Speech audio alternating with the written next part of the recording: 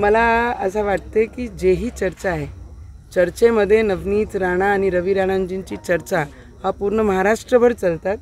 आम्ही काही बोललो तरी चर्चेमध्ये असतो, नाही बोललो तरी असतो. आणि जेव्हाही कोणताही निर्णय आम्ही केला आणि आम्ही NDA सोबत त्यांच्यासोबत आहेच, तर त्याच्यामध्ये काही नवल वाटण्यासारखं काहीच नाही आहे. आणि उद्या आमचे यंगस्टर्स लोकांची, आणि आम्ही one of the youngster as a member of parliament me represent करते आहे आणि आमचे NDAचे घटक म्हणून मी त्या मंचावर राहणार आहे. मतदारसंघातनं मोठ्या प्रमाणावर कार्यकर्ते तुम्ही नेता आहेत. शक्ती प्रदर्शन करण्याची मला तरी नाही वाटत की आज गरज आहे. आणि माझे जे कार्यकर्ते आहेत ते स्वतःहून उत्साहित आहे की आम्ही नागपूर चाललो आहे आणि ॲज अ यंग MP जे आम्हाला आमच्या जिल्ह्याला रिप्रेझेंट करतात त्यांच्या बाजूनी उभे राहून हे दाखवण्याचं की आमची यंग MP पहिल्या टर्ममध्ये 5 वर्ष किती चांगल्या पद्धतीने काम केलं, म्हणून यंगस्टर माझे पाठीशी आहे. तो उत्साह माझ्या जिल्ह्यामध्ये आहे. शेवटला प्रश्न, मार्गदर्शन जाणार आहे, पण चर्चा अशी आहे की तुम्ही प्रवेशसुद्धा करणार काय? मला वाटते की नवनीत राणाची चर्चा नेहमीच असते. नवनीत राणा बोलली तरी चर्चा आहे, नवनीत राणा काही नाही बोलली तरी चर्चा आहे. तर चांगलं आहे, आपण इम्पॉर्टन्स ठेवतो आहे लोकांच्या जीवनामध्ये, तर माझी चर्चा होत आहे.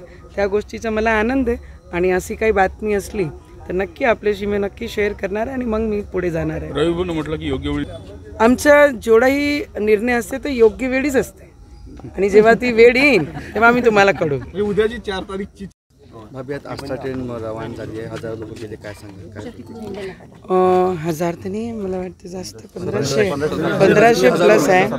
हजारो म्हटलं. हां, हजारो लोक. येस.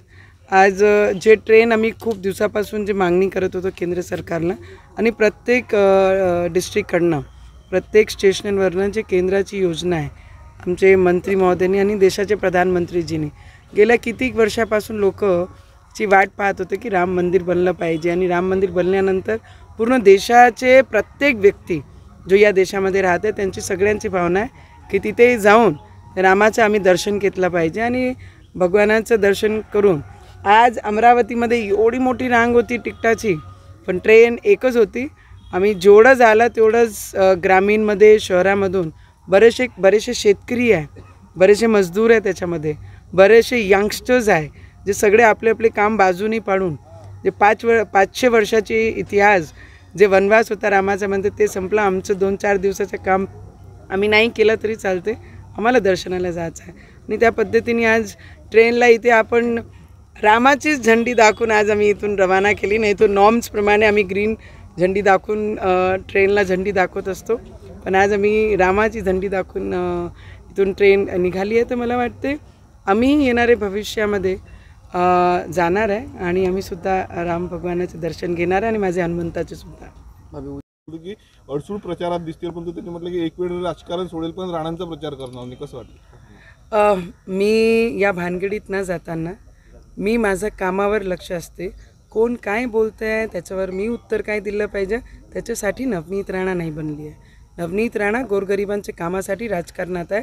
कोण राजकारण सोडन, कोण राजकारणात येईन, हा विषय माझा सब्जेक्ट नाही आहे.